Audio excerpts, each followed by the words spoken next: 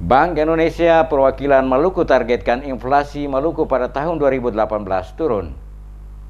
Mengantisipasi terjadinya kenaikan tingkat inflasi pada 2018 yang tinggi, maka pihak Bank Indonesia Perwakilan Maluku mengadakan rapat koordinasi penguatan kapasitas pengendalian inflasi daerah bersama dengan seluruh stakeholder yang ada di daerah Maluku. Kepala Badan Perwakilan Bank Indonesia Provinsi Maluku, Bambang Pramasudi, kepada DMS Media Group usai mengikuti rapat koordinasi mengatakan, tujuan dilakukannya rapat koordinasi yang dilakukan ini guna mengantisipasi terjadi kenaikan inflasi. Dikatakan Bambang dalam pantauan Bank Indonesia pada 2 bulan pertama tahun 2018, adanya pergerakan kenaikan inflasi yang disumbang oleh bahan makan berupa ikan segar dan sayur mayur. Oleh karena itu, lewat Tim Pengendali Inflasi Daerah atau TPID, Maluku menargetkan inflasi di daerah Maluku pada tahun 2018 akan menurun dibanding pada tahun 2017 lalu, di mana pada tahun 2017 sebesar 4,5%, maka pihaknya menargetkan inflasi Maluku pada 2018 akan menurun dan diperkirakan sebesar 0,5%. Dengan stabilnya inflasi, maka secara otomatis harga-harga juga akan semakin stabil dan daya beli masyarakat akan meningkat.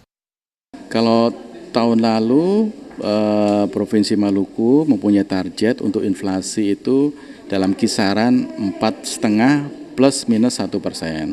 Tahun ini kita turunkan, yaitu menjadi 4 plus minus 1%. Jadi semua tujuannya adalah ke arah inflasi yang rendah dan stabil. Kenapa penting inflasi yang rendah dan stabil?